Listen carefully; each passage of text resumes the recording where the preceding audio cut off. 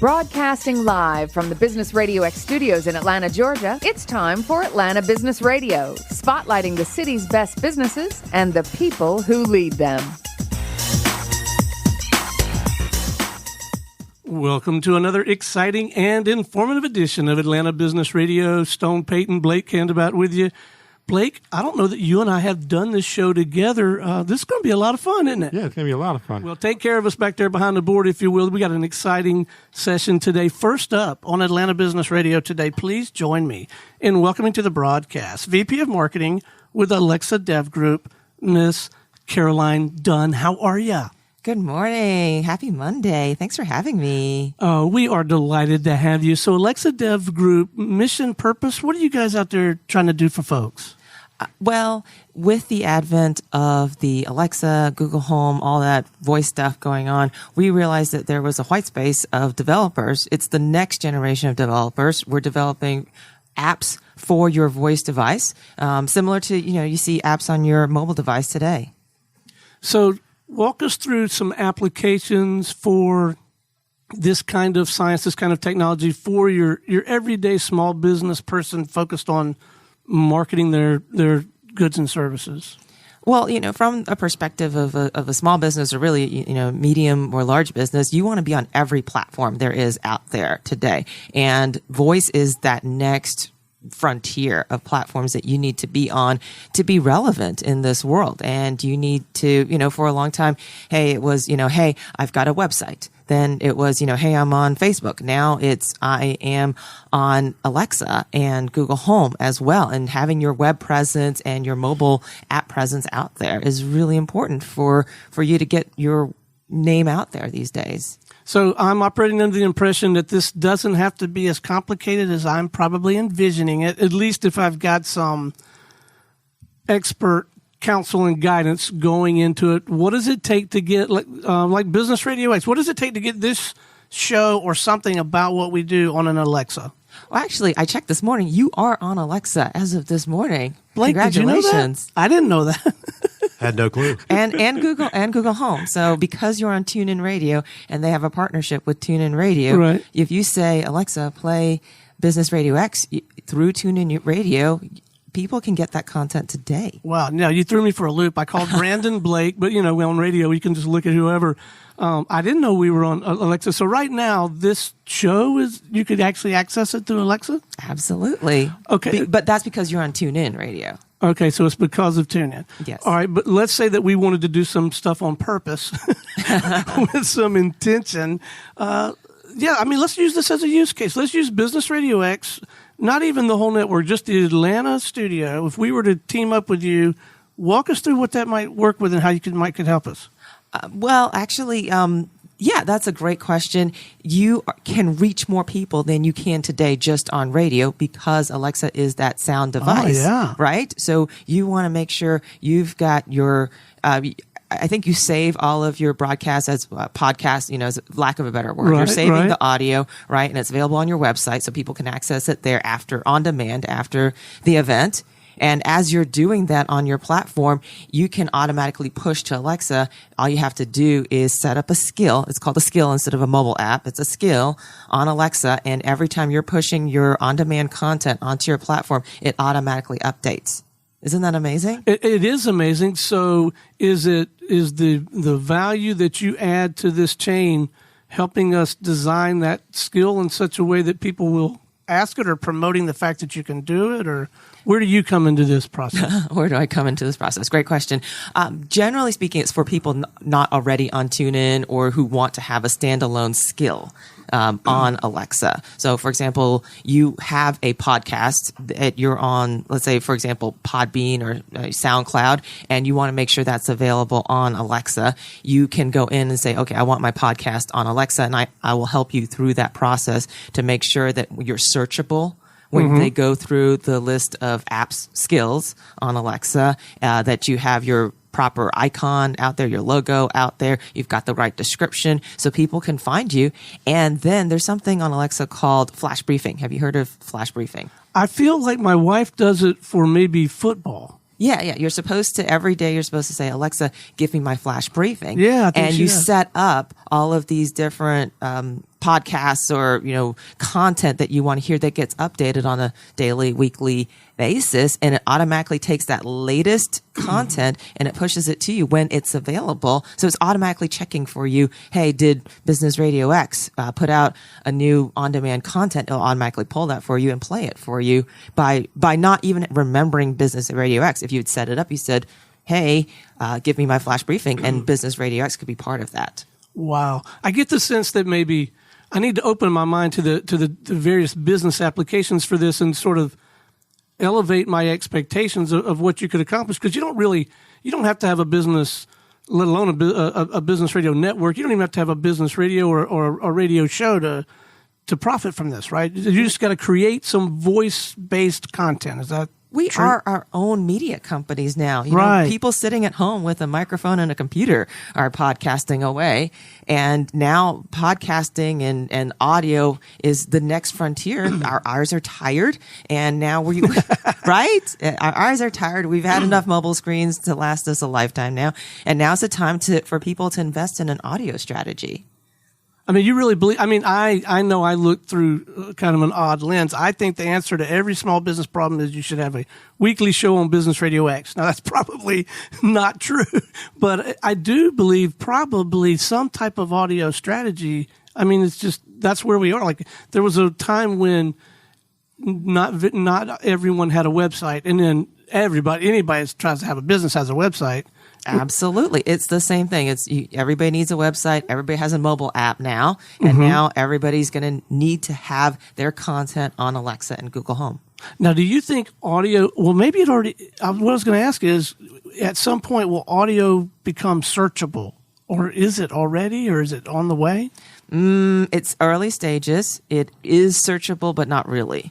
So right now, when you do a search, there aren't really a lot of searches. I mean, you search for the closest pizza store, right? You know, and it will pull that information from you on Yelp or through another service.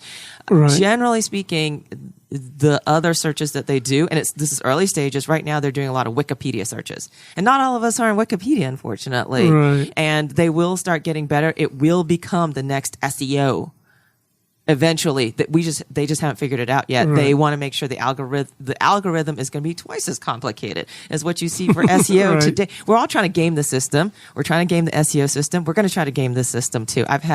I would say 50% of the requests I get are people trying to game the audio search system. Wow. Yes. So are you guys currently focusing in on a handful of specific industries or sectors? Do you have a sweet spot in that regard? We don't have a sweet spot, quite honestly. We have focused on from hospitality. We've worked with kids too, with the Baby Einstein. It is really the mid-sized business has kind of been our sweet spot, not as particular industry, because mid-sized businesses are trying to compete with those larger businesses. They've got to figure out a way to innovate. And they've got a little bit more resources. When I say resources, I mean time and money, in order to, pay somebody like me to create something that is really viable, that's really, shocking, that's really fun, that the customer can eventually use. And that's really been kind of our sweet spot is showing innovation for these smaller, mid-sized companies to compete with those big guys. So what is your backstory? How did you get involved with this kind of work? I am an electrical engineer by education. Well, of course, makes perfect sense, right, guys?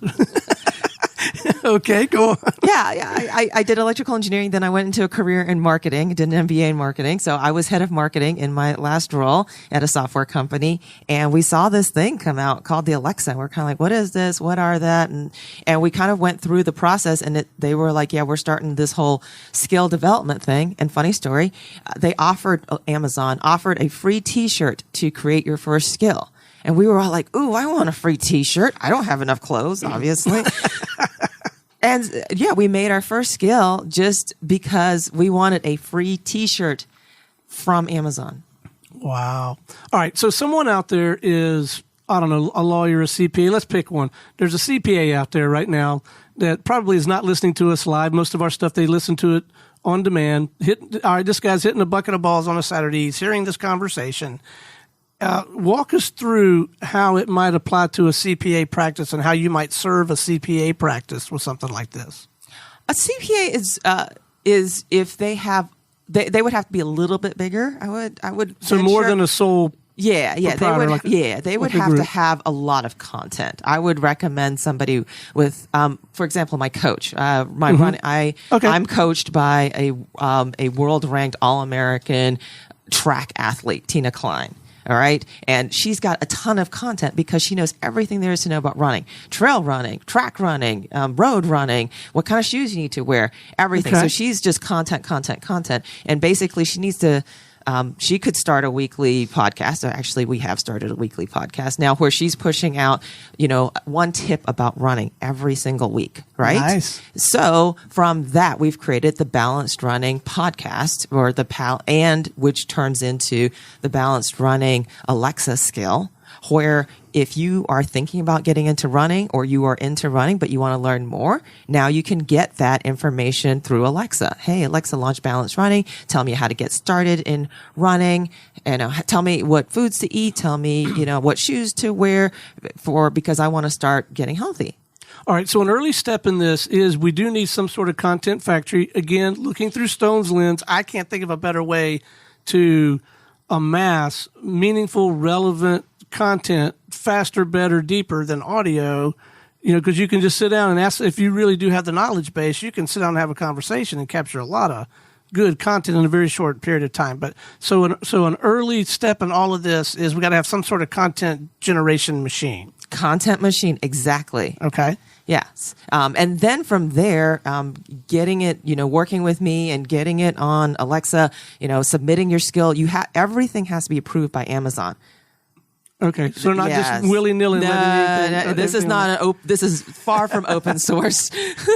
This is closed. They have a lot of restrictions on what you can do. You have to prove that you are who you say you are. So if you say I am Tide, you really have to be Tide. Oh, okay. Yeah, that's another key is you have to prove that you own your trademark, your company, that you are representing your company. You're an authorized representative of your company. Well, that makes sense. It makes me feel better about that. Okay, so you got to have this content machine in place, and then the content machine, one aspect of this to make it work, it's got to be set up or parked somewhere where Alexa can go get it when someone does exactly try the skill, right? Yeah, exactly. So, most people are on Podbean or, SoundCloud today where they're so it can go get it from a SoundCloud or a Podbean or a repository. Yes. Repository. Yeah. And there are also, what they call an S3 bucket. There are ways to save it for yourself on Amazon's platform. You can save it on another platform. So it doesn't necessarily have to be like our thing is with a radio show and all that jazz. That's just a way. Yeah, exactly. Right. It's really flexible, and it just takes a few minutes to get that all set up and really thinking through what is that UI experience, right? We talk a lot about, mobile apps or a website, what is that visual experience? Well, in voice, you've got the same thing. You've got menus, kind of like when you call customer service. There's an IVR you need to go through, right? So you've got to think through, okay, what do I want to present to them? What options do I want to give them? And what do they want to learn about? That's a traditional custom skill. And then the other kind is just pull me the latest on-demand content and just play that for me, right? So you could actually create something where you say, I want to learn about how to get started in running. And it's going to pull that particular audio podcast for you. All right. Now we need to educate the person with the Alexa in their kitchen, which is where mine is. We need to educate them or incent them to use the skill, right? We got to get the word out about what to say. Is that part of it? That's a great question. That was, it took me a minute to get it out, but I thought it was a fantastic question. Absolutely. There are over 30,000 skills in Alexa today. We are reaching the way that mobile apps are going. And okay, when is the last time you downloaded a new mobile app on your phone? And how often do you use it? And why did you download that mobile app on your phone? So very recently, one of our developers built an app for us. So I'm kind of inbred, I guess. So I downloaded that one for our own thing. Yeah. Okay. That's a terrible example. Oh, I'm sorry. All right. I'm talking about, like, what does it take to get somebody to download a mobile app today? It's super hard. It really coming is. from a marketing background, you have to pay somebody. We are looking at acquisition rates of $15, $20, $50 to get somebody just to get them to download. I'll give you a good an example. We just traveled internationally, and because of my daughter's international travel, she knows about this thing called Mobile Passport that will save you about an hour and a half coming back into this country. And the reason is nobody's downloaded the app. They've had it out there for like 3 or 4 years, and it's just nobody's downloaded the darn thing. So right now, I mean, the line is crazy short. Okay. Yeah. Perfect. That's a great example. So it saved you, what, an hour, 30 minutes of your time? At least. That equals $50 right there. If you look at your hourly rate, right? So that's a $50 acquisition cost. Right. Exactly. So we are going the same way with voice apps today, right? There's so many voice apps. You've got to advertise. You've got to get on social and say, hey, I've got this voice app. Here's the value that I'm providing to you. Please enable my voice app and start using it. You have to advertise just like you do with a mobile app. Gotcha. So that's a big piece of it then, is getting the word out to use the skill to do this voice app thing. When there were 1,000 skills, it was great. Everybody was using my skills because there was nothing else. All right, so we opened the show. Blake and I were talking about this audio book project that he's got. So could this guy, maybe he doesn't want to put his whole book on there, but maybe he wants to put chapter 1 on here. He could do that, right? If he was working with you? Yeah, absolutely. He could put chapter 1 on there. If he is on Audible, because they own Amazon, he can put his entire book on there. Wow. That is very cool. And that he's going to get paid for that because he gets paid on Audible for every Audible download he gets. Man. All right, so you guys, you eating your own chili? Are you out there? Do you have your own skills trying to promote what you're doing, or how's that working? Absolutely. I've got 15, 20 skills out on the store today. I actually, if you saw me on Hype a couple months ago, I was a top 10 finalist in the International Alexa competition for multimodal. Wow. Yes. And there was a cash prize that I won as part of that. So it's been great being recognized for what we've done. I'll bet it has. I'll tell you what I'd like to do. Before we wrap, I want to know what you feel like we can do to help you, because I want to try to help you get the word out. But one idea, it might be fun, because you're local, right? Yes. It might be fun to have you come back in here for a segment with, if you have any local clients, and talk about how they're using this and how you guys work together. Absolutely. You be up for something like that? I'd like to dive into one of those. All right. But before we wrap, what do you need more of right now? Do you need more potential clients who need you to walk them through? Do you need more exposure that this thing exists? How can we help? Oh, thank you so much for asking that. Yeah. Yeah, of course, we are working with international clients and local clients today. And if you have a lot of content, if you've got a mobile app today and you are looking at how you can turn that into an Alexa skill or Google Home app, just let me know. All right. So if you've got a lot of content and you need some professional guidance on organizing it and getting it out in this way, get with Caroline. If you don't have a lot of content and don't know how to get it, call Stone. I might be able to help you. Or maybe Stone and Caroline will help you together. Fantastic. So what is the best way for someone to reach out and have a conversation with you or someone on your team? I don't know, whatever's appropriate, LinkedIn, email, phone, whatever works for you. Well, of course, we're on all the social media channels. We're alexadevgroup.com. And you can find us on Facebook, LinkedIn, Instagram, everything. Fantastic. Well, and I'm quite sincere about this idea of maybe having you come back with one of your local clients. I'd like to learn more about it from that standpoint. But I'm also sincere. I think anyone who is doing podcasting as much as we are and capturing as much content, I mean, we're probably a prospective client for you guys. So we ought to talk that through a little bit offline, yeah? Thank you very much. Oh, my pleasure. I've really enjoyed visiting with you. Stay with us. We're going to visit with a couple more folks, okay? Thanks. Yes, I will. All right. Next up on Atlanta Business Radio, we have with us President with Lynchpin Sales Interactive, Mr. Brandon Cockrell. Good morning, sir. Good morning. So what'd you learn in that last segment, man? Man, talking about Alexa voice in general, obviously we're a digital marketing company that really focuses on results, and we're always looking ahead. And voice search, I'm all bought in. You know, that has been something. I went to a big conference last year in New York City, all based around voice and Alexa and Google Home.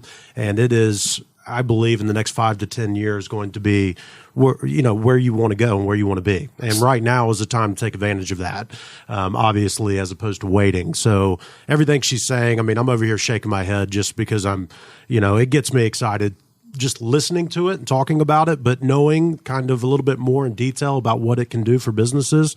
I mean, I loved it. I'm glad that I'm here at the same time Caroline is. Well, to be quite honest. Yeah, no, that's what do we call that? Serendipitous. I can't spell it, but I think I understand what it means. But I think it's fantastic.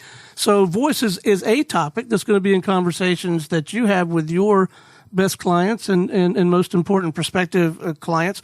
What else are you out there talking to folks with? How are you helping people day to day? So we're, like I said, big umbrella of things. We're a digital marketing company that all we really care about is results, the end client, what is being generated from what we offer. And we use social media and internet tools in order to generate client sales and build brands online. And there's a lot of ways out there, and it's all about going out, getting in front of undervalued attention in order to grow your business. And especially for small businesses, you've got to really look at how can you work smarter with your marketing as opposed to trying to compete against the big boys and the middle size, because you don't have the funds to invest there. So where do you go in order to get your brand out there that's actually going to generate customers and revenue and sales? And so that's really what we focus on. And right now, that is the digital space, obviously. That's social media and being able to use those platforms in order to generate actual results. And that's what we focus on. So digital marketing strikes me as such a competitive arena. It feels like there are a lot of people in that line of work. And I'd be interested in having that validated, or you can tell me that's wrong. As a novice and a relatively uneducated person with regard to that space, it's challenging for me because I get an email every week and it all looks so tempting and easy. Like all I do is got to click a few buttons, and for $9 a month or $21 a month, I can do this or that. How do you guys differentiate yourselves, and how do you put somebody like me at ease and really try to help them? Well, I mean, there's a lot of things, but yes, there is a ton of noise out there. It's the new bright, shiny object. You're getting beat down with, probably daily people telling you, oh, I can get you more customers. I can get you leads. Buy this course, do this, do that. And yeah, that's out there. And the more and more that you hear these stories of regulations coming in, and I know Caroline mentioned that with Alexa, which is huge, verifying and making sure things are legit and you're a legit business. I think a lot of that is going to really kind of go away, because the more the regulations come into play, that's where the brands that are doing it and really marketing and using these platforms the right way, in my opinion, and that's air quotes on that, are going to rise to the top, obviously. So, the more and more that happens, but the digital side of stuff is so big, it's so broad that they may be focusing on one specific area. Whereas somebody who may be really good at creating blogs for your business, that may be all they focus on. And they may be telling the truth when they say, I can get you this. However, there's this whole other piece of, okay, well, in order for those blogs to work, you've got to have a plan in place to get those in front of the right people. Right. So there's this whole big avenue and this whole big, world out there in the digital space. So it's largely a part of why people are hesitant to hire a marketing company or a digital marketing company in this day and age, because there is so much noise. You don't know who to believe. You don't know what to go to. You don't know what's real, what's not real. And I got to tell you, that's where I am right now. Yeah, and we've absolutely. thrown a little bit of money at this thing, and I take personal accountability for not educating myself enough to make better decisions. But I mean, we do feel like that. Yeah. Right now, I'll be honest with you. So, and one thing that we do, and you kind of mentioned it to Caroline there, as far as eating your own chili, I refer to as practice what you preach. That's a little more eloquent, I'll have to admit. I mean, it's just something that I talk about all the time. If you are looking to hire somebody, one of the biggest red flags, in my opinion, is, especially in this space, is, are they practicing what they preach? Are they doing the things that they're telling you to do, and they're going to take your money for it? If they're not, then you should be a little concerned. I mean, if it's that good, Think about it. If it's that good, if it's that getting those type of results, wouldn't you be using it for yourself first and foremost? So, I mean, we practice everything. We do everything that we tell our clients to do for our own business, and they see that real time. And that's a big validation in our book because we're going to spend our own money before we go tell somebody else to. So that's a big part of what we do and how we try to differentiate ourselves. We're never going in for the sell or promising any type of expectations or results because that's just not how it works. And so we get ourselves out. I do a lot of videos online, really just providing value. And whenever people are ready or they want to talk more, I want them to feel comfortable contacting me to ask a question or contacting the team to ask a question. But case studies, results, those ultimately work too. And we've got plenty of those as well. So, and you're on this content creation bandwagon as well. If he's creating all this video, he also has audio, which he could work with you guys, right? Is that true? Yes, absolutely. Yeah, that's one of our big tenets of digital marketing today is repurposing your content, right? Yeah. 100%. And that's one part that people are missing so much is that when you do shoot a video, taking that because you overthink this whole content thing. It's like, I don't know what to do. Look, just document. Tell people just want to know what you do. So just tell them what you're doing, like talking and taking a video of what we're doing in here. Then you can transcribe that into a podcast, into something on a blog post. Blog post. You can transcribe it into Word. You can take that and transcribe it into content for every platform, and then you just put it out there. And so there's ways that you can do it without overthinking it or spending a ton of time on it. I mean, it's really easy whenever you break it down. However, like you said, it's a big world. You got onto yourself there for not spending more time into learning about it. But look, I'm in it every day, and I feel like I don't sometimes know what I'm doing, which is why I've got a lot smarter team that works for the business and does that. But it can be difficult, but whenever you really break it down, it's really not that hard. Well, I like your comment about not overthinking it because you can start at any of those things. For me, the most difficult, the most taxing from a time and energy standpoint is to start by writing. But if you start with video or if you start with audio, like we could take this audio interview, lay some cool moving pictures on it, and you got yourself a video, right? Or you could cut this, probably each one of these you could cut up into probably 50 different little segments of pieces of content that you could live off of for a very long time. Back to the repurposing. Okay, so walk us through it. If you can't tell already, when I do host this show, I use it as my personal consulting venue, not to consult, but to be consulted. So let's walk it through. Yep. You got this little lifestyle business. Well, you have this whole network, but let's take just this studio. It's a nice little lifestyle business that Lee and I have here. I'll characterize it that way. And we have a client. We have a client who has a radio show with us. Mm-hmm. And maybe now we want to really leverage that and bring better digital marketing and all that. To walk us through how you might work with them or us to, what happens? We sit down, we chat, we talk about objectives, or just walk us through that process. First and foremost, it's going to we're going to need to learn a little bit more of what you want to accomplish. And at the end of the day, it's okay, what are you trying to get out of it? What's your goal? Are you trying to drive additional revenue? Are you looking to scale to a certain level and add an additional $50,000 a month onto your revenue stream? And if that's why you're doing it, then we have to reverse engineer it back and figure out what's the best way to get there. And so we really start with what are your goals? Because if your goals are something that doesn't align with what we're going to do, obviously we're going to let you know that. And if we're not 100% confident we can help you, then obviously we're not going to take it on. But if we know your goals, then we can reverse engineer a plan and a strategy back that fits and is going to meet those goals at that point in time. And that's generally the best way we look at it. So really understanding what you want to get out of it, why we are even talking or why you called us in. Mm-hmm. And then once we establish what you want to get out of it, then we can come up with a very, very specific plan to get there. So let's talk about results for a minute. Because here again, it feels a little nebulous for me sometimes, particularly in the social media world.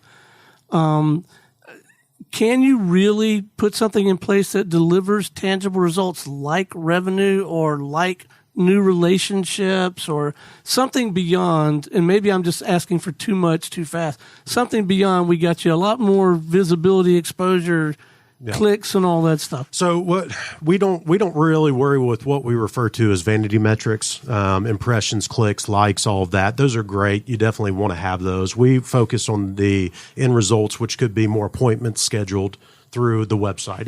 Now you're singing my song. Yeah, or more phone calls coming in that we're tracking back through our digital campaigns, or more customers. If we're working with an e-commerce client, you can track everything, and we know exactly where the clients are coming from, what ads are working, what we're putting out in front of them that's getting the biggest return, and we're going to dump a lot more money into those to obviously scale those up. So yeah, you can track everything back, and there's full transparency. We put it all on a dashboard for our clients so they can see exactly what they're spending, exactly what actions are being taken, meaning appointments or calls or whatever that is. So we know what the ROI is. You're making this stone proof, like where I can actually go in there, look at the dashboard, see what's going on. Well, what I like about that, my business partner has a similar word, what you called vanity metrics. He calls it cosmetrics, like cosmetic metrics. Yeah, it is. I mean, that's in our world, it would be listeners, right? Yeah. In our world, listeners, that's all fun. But most businesses, my assertion is that most small to medium sized businesses, we don't need 100,000 more listeners or 2,000 more page views. What I need is 20 more swings, and maybe 10 more relationships. That's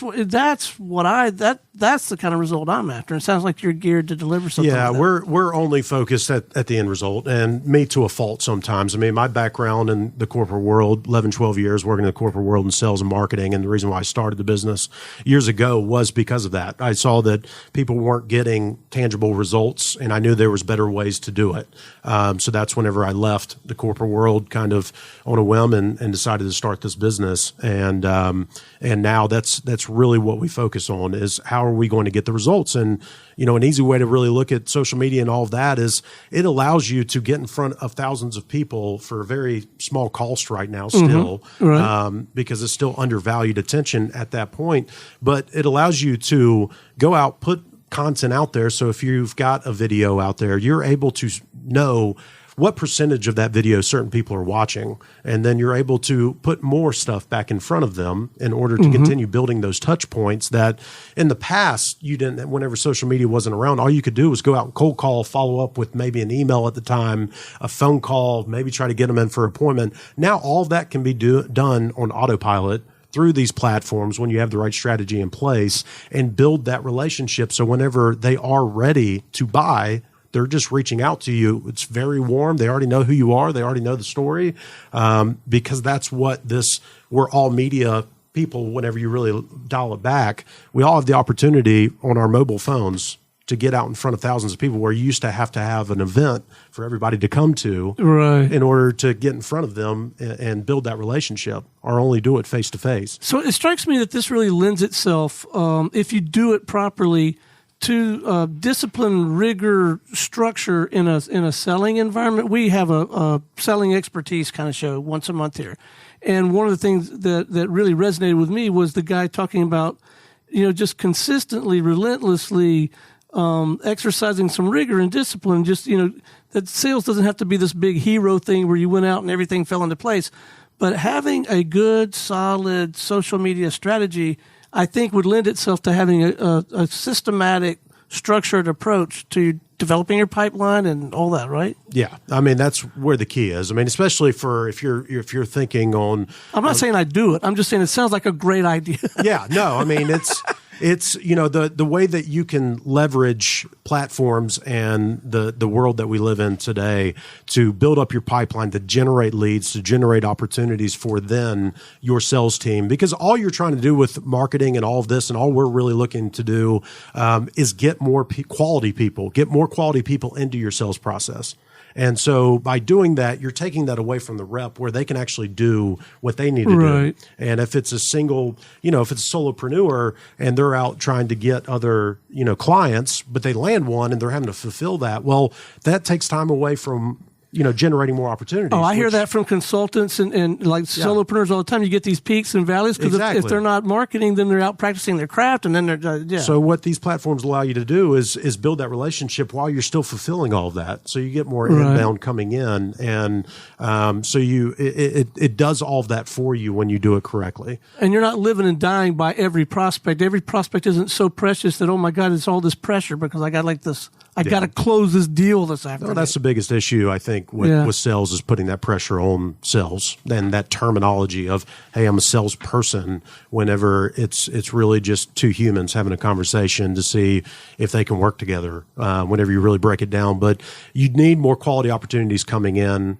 on a consistent, predictable basis. And that's what, with the right strategies in place, social media, digital tools, platforms allow you to do, is find customers within your target market on a consistent, predictable basis, and then stay in front of them to stay top of mind.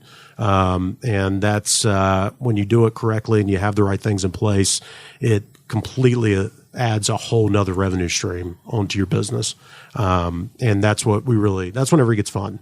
Yeah, well, it sounds like fun, and you're doing this yourself, so you're constantly learning, tweaking. You're able to share the good, the bad, and the ugly about that, things that are working, things that are not, as you're working with your clients. You're not out there telling them to do stuff that you're not actively Absolutely. Yeah. And actually had a meeting on Friday where whenever I went into that meeting, they already knew who I was. They already knew the story. They already knew all of that because of what we do and how we practice what we preach, and are really trying to stay ahead of the curve, which hopefully at some point I can get some time with Caroline to really talk with her, because I truly believe voice is that, and it's kind of the Google of the early 2000s, late 90s, where if you get in now and you start to build that brand on that platform, you can kind of zig whenever everybody else is zagging. And that's the key, especially whenever you're looking for opportunities to scale up mass.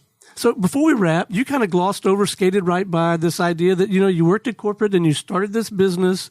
I mean, everybody at this table knows that's a much bigger deal than just that.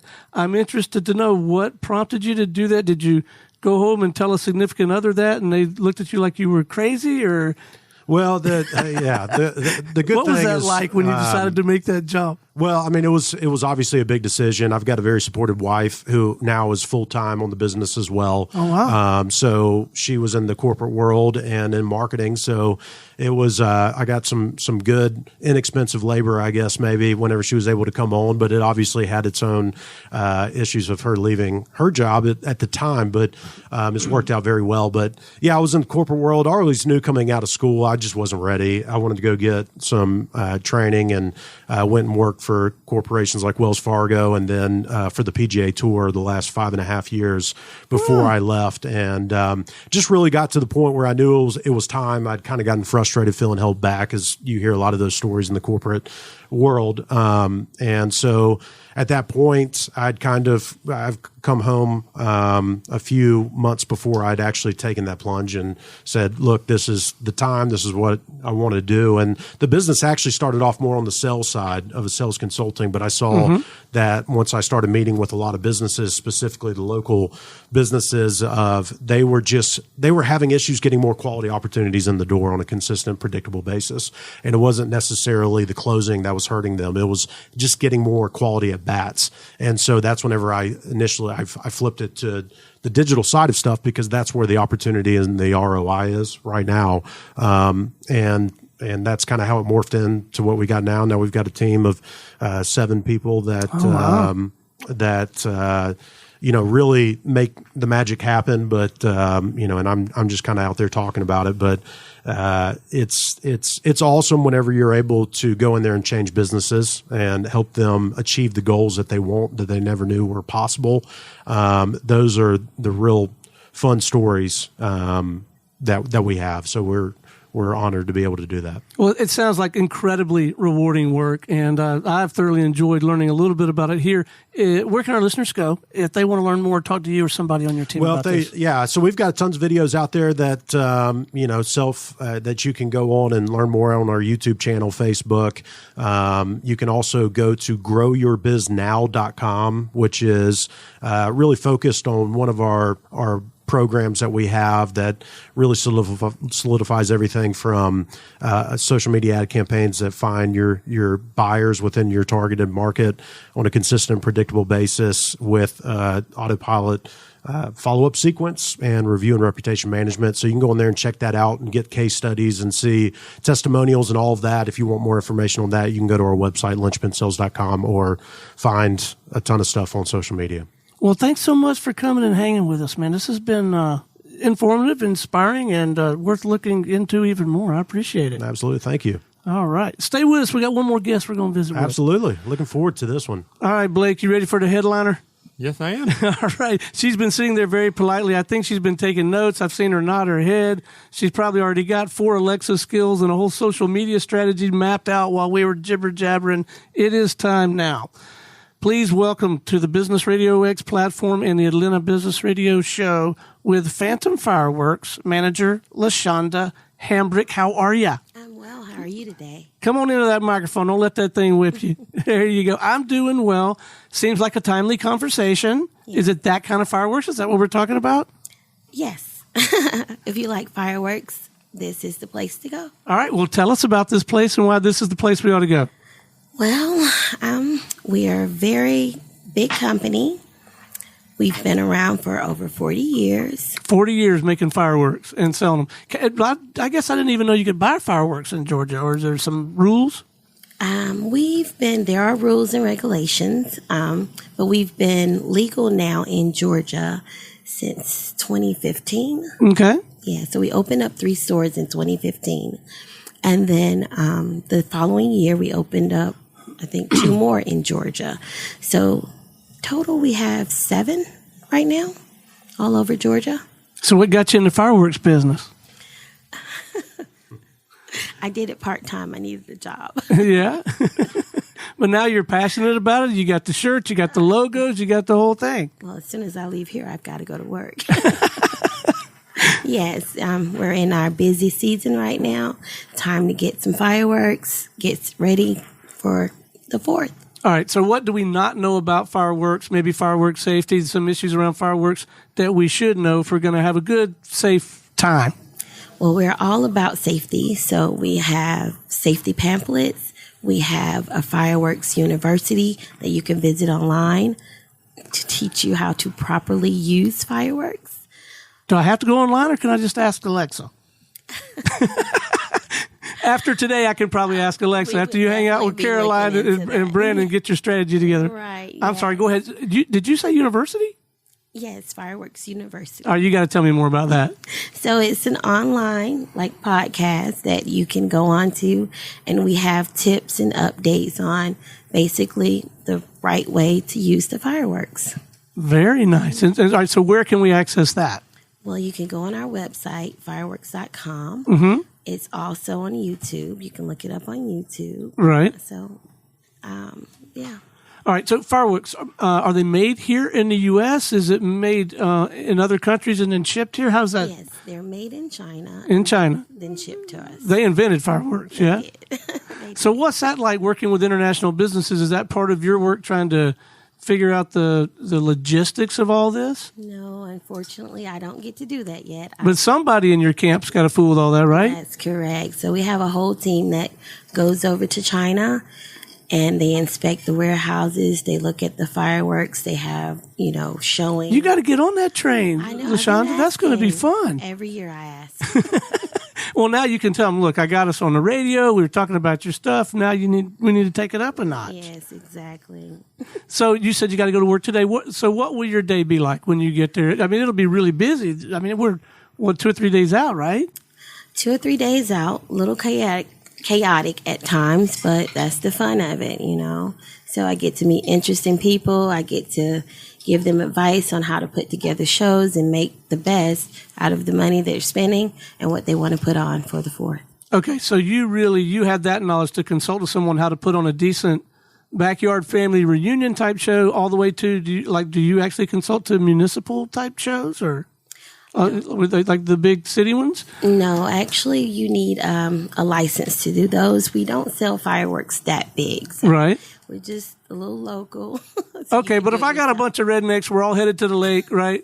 And we're not going to drink till after the show, which never happens. But I'm sure that's in your university, right? It is, and I promote it. No drinking and shooting off the fireworks. Right. Yeah. Okay. But if we wanted to put on kind of a little bit of a show, you could coach us through that. Yes, I can. You tell me what you like. I'll show you the products to help you make your dream come true. Wow. So do you have some knowledge then, or do people on your team? I don't even understand how the thing works. I understand if you light a piece of paper on fire, and I think I understand a little bit if you create, I understand what happens when a bullet is fired out of a gun. Can you walk us through just the basic chemistry of a firework? How does that even happen? I don't know the makeup. Okay. How they mix that. I just know there's gunpowder and other things that make it. You got stuff that creates the color, the sound, the timing, all that stuff. Right. I just don't know how that all works, but I can help you put on a good show. But like if I need something, like what are some questions someone might come to you and ask if they're really trying to put on a big time backyard show? I usually get questions like, I want to put on maybe an hour show. Can you help me? An hour show. I have people that put on. I don't even play with the sparklers, guys. I'm scared of, but I like watching it. But I'm not touching it. Go ahead. I have a customer that comes in, and he puts on a magnificent show. Like he builds boards, he buys all year round, and he puts on like this amazing show for his church function. Oh yeah. Yeah. Okay. He sent me a video, and it's amazing. Like he even has it set up so that the fireworks are going to music. And you can do that. Yeah. That is impressive. Yeah. All right. So where are there's more than one store. This is a big outfit. Yes. So we have a store, my store that's in Marietta. Mm-hmm. We have one in Duluth, Beaufort, Decatur, Morrow, Roswell, and then Savannah. Wow. All right. So talk to me about July 5th. Now, all the big stuff's over and all that stuff, is that a good time also to go get some good deals on fireworks, or are they not going to be any good by the next time you want to use them? Or Oh, no, you can keep fireworks. As long as you keep them safe and in a dry spot, they're good. They have a decent shelf life. They don't go bad like tomatoes. No. And July 5th is usually pretty busy also because Really? they have such a good time on the 4th. They're back for more. Right. Well, and so like it's like today, this time it's like Friday or something. So you're going to be just as busy. Yeah, for the weekend. So we're looking forward to it. All right. So, but like the guy you described, there's some wisdom in all year long. As you're thinking through what you're going to do, pick out, some things all year long. All right. Let's talk about the kids. We want them involved. We want them to have a good time, but we want them to be safe. Is the sparkler thing, is that a kind of a safe thing, or is there something safer? What wisdom can you offer us around making sure, I'm talking like 8, 10, 12-year-old kids can have a good time? Well, we don't recommend that kids light any fireworks at all. Period. Amen. Even sparklers. Okay. Even sparklers. But now they can hold the sparklers, of course, with adult supervision, but because they're kids. But we don't recommend at all that you let the children handle fireworks. All right. Some other quick tips before we wrap. To have a good time, be safe with fireworks. Lay a couple of tips on us before we wrap. Number 1.